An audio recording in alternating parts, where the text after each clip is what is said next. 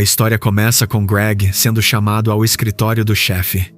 A secretária avisa que o chefe saiu e pede a Greg que espere no escritório. Greg se senta, mas quando o chefe retorna e anuncia a demissão de Greg, ele parece não ouvir. Quando o chefe se inclina para verificar se Greg está bem, Greg se levanta de repente e empurra o homem. O chefe cai, bate a cabeça e morre instantaneamente.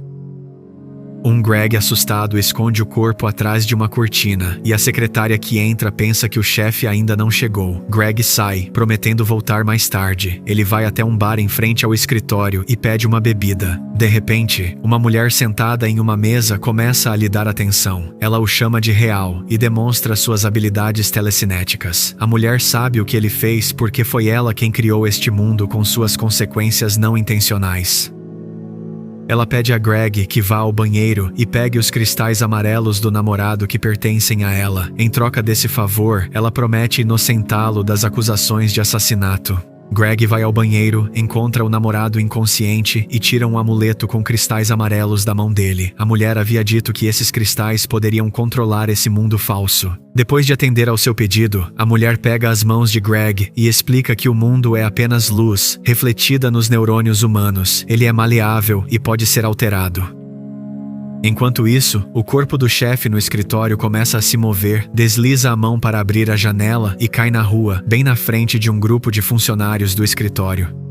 Greg corre para o local e todos o veem vindo do bar, portanto, não há suspeitas sobre ele. A mulher leva Greg embora, pois todos viram que ele não estava envolvido. Greg quer recuperar sua carteira com todos os seus documentos e dinheiro, mas a mulher pede que ele esqueça o assunto e o convence a vender seu telefone em uma loja de penhores por uma ninharia. Na TV, o noticiário informa que a polícia está considerando a hipótese de assassinato, mas a mulher oferece a Greg que fique com ela em uma cidade de barracas, sob uma ponte, onde há eletricidade e uma TV sem som. Na TV, Greg fica sabendo que a morte do chefe foi considerada um acidente, o que significa que ele está livre, mas não tem para onde ir, pois estava morando em um hotel e deixou sua chave e documentos no escritório. A mulher oferece a ele a permanência e o ensina a controlar o mundo com telecinesia. Greg se diverte com isso, contando a ela sobre sua casa dos sonhos, que ele sempre desenha. Ele lhe mostra os desenhos, e ela percebe que ele a desenhou e lhe diz que essa é a vida real deles. No mundo real, eles são um casal, embora ele tenha esquecido o nome dela, Isabel. Enquanto isso, a filha de Greg, Emily, vai ao encontro de seu irmão Arthur. Ela pede a ajuda dele para encontrar o pai deles, mas Arthur reluta em interagir com um pai que está muito ocupado com o trabalho e se esqueceu dos filhos. Enquanto isso, Greg e Isabel chegam a um rink de patinação, e depois de pegar cristais amarelos, eles se divertem muito. Isabel insiste que as pessoas ao redor deles não são reais, então sugere que você as derrube. No início, Greg está hesitante, mas depois começa a empurrar as pessoas com o poder de sua mente. Eles acham isso muito divertido, e o casal se entretém até ficar entediado. Ao sair, eles roubam roupas e observam a chegada da polícia. Eles então se teletransportam para um carro de polícia e são levados para a delegacia, onde continuam a se divertir. Eles saem quando se cansam do jogo. Enquanto isso, Emily procura hotéis próximos, na esperança de encontrar seu pai, mas para se divertir. Eles saem quando se cansam do jogo. Enquanto isso, Emily procura hotéis próximos, na esperança de encontrar seu pai, mas sem sucesso. Mais tarde, Isabelle sugere que você vá comer e pede a Greg que faça o pedido enquanto ela se afasta. Greg vai a uma cafeteria e vê Isabelle parando um carro. Ela entra no carro e vai embora. Ele sai da cafeteria sem comer, sem saber que seu filho está lá, e vê tudo.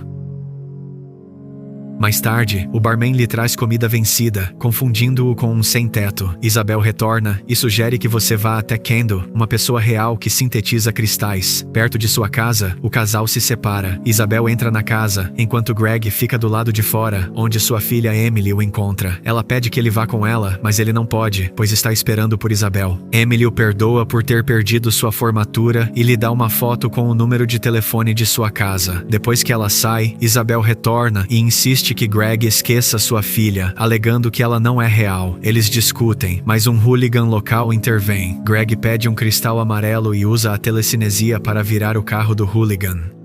De manhã, Greg acorda no acampamento, mas Isabel não está em lugar nenhum. Depois de procurá-la, ele se depara com a foto da filha com um número de telefone e vai até o telefone público mais próximo. Ninguém atende a chamada, e Greg retorna, apenas para se deparar com a frustração de Isabelle. Ela estava com medo de tê-lo perdido. Emily não é real, ela é uma simulação, mas Greg não pode acreditar nisso, pois Isabelle não fornece nenhuma outra prova. Então ela pega cristais especiais azuis Cada uma delas deveria levar 10, mas há apenas 16 no total. Isabel acalma a ele e a si mesma, dizendo que tudo ficará bem. Carrega os cristais em um dispositivo especial e os entrega a Greg. É hora de você deixar a simulação. Greg inala e se encontra em uma sala onde as pessoas estão sentadas em cadeiras, conectadas a um único computador por tubos de respiração. Um assistente chama Isabel de Dra. Clemens e pergunta sobre seu bem-estar. Ela reclama que Greg levou a imitação da personalidade gerada muito a sério, o que os forçou a sair da simulação. É bom que Kendo tenha ajudado a encontrar os cristais azuis. Isabel aponta para um rapaz na simulação que ela conheceu naquele mundo. Ela pede para desconectar o Dr. Whitla e o cara corre para Greg. Greg começa a fazer perguntas e descobre que Emily também é uma imitação. Eles saem e Greg fica surpreso com a beleza do lugar. Pessoas bonitas e estranhas figuras translúcidas estão por toda parte, o que Isabel chama de telepresença. Acontece que as pessoas aprenderam a transmitir suas imagens remotamente, experimentando a alegria da interação enquanto ficam em casa. Isabelle leva Greg até a orla e ele se maravilha com a beleza do ambiente, perguntando-se por que não se lembra de nada disso. Ela o tranquiliza dizendo que a perda de memória acontece e que logo será restaurada. Ela lhe mostra a casa deles e Greg percebe que sempre desenhou o mundo real. Enquanto isso, Emily continua a procurar seu pai no mundo simulado, enquanto ele janta e desfruta do conforto de sua casa e esposa reais. À noite, Isabel admite que foi irresponsável ao sair da simulação sem cristais de retorno azuis suficientes, o que causou a perda de memória dele. O mundo real costumava ser terrível, com poluição e pobreza extremas, mas a automação, a biologia sintética e a mineração de asteroides mudaram tudo. Ela se lembra da invenção dele, um visualizador de pensamentos, e traz o monitor do dispositivo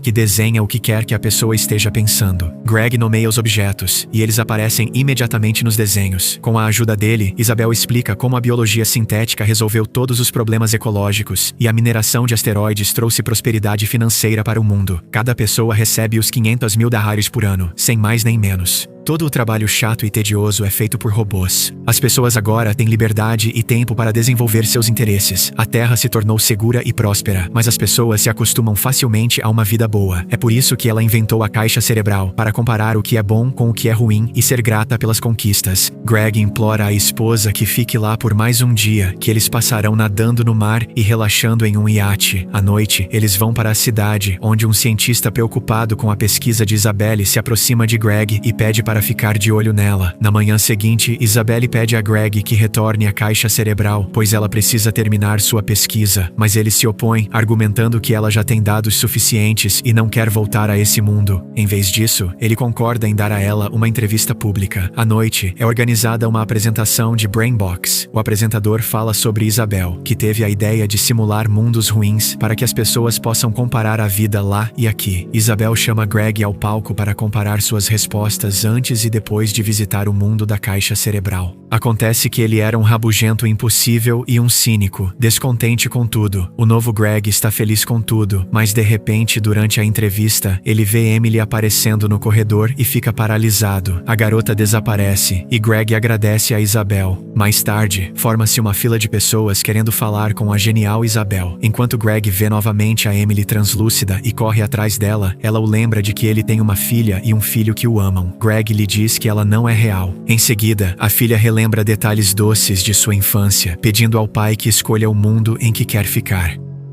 Enquanto isso, um tumulto começa lá embaixo. Isabela está presa no centro, empurrada e puxada em diferentes direções. Percebendo que algo deu errado, ela chama por Greg e Emily desaparece. O homem pega um cristal amarelo e separa a multidão com um aceno de mão. Isabelle fica chocada, pois esses poderes não deveriam funcionar no mundo real. No entanto, uma verdadeira comoção começa ao redor deles, entrelaçando realidades de mundos diferentes. O casal corre para o laboratório. Aparentemente, ao tomar uma dose incompleta de cristais azuis, eles de alguma forma trouxeram parte da simulação para o mundo real. Eles precisam consertar isso com urgência, mas os cristais azuis estão apenas nesse mundo. Eles se deitam nas cadeiras e acabam voltando para a simulação. Isabel chama Greg para encontrar Kendo e o leva a um bar em frente ao seu antigo escritório. Para sua surpresa, ele vê que seus antigos colegas e o chefe que caiu da janela estão vivos.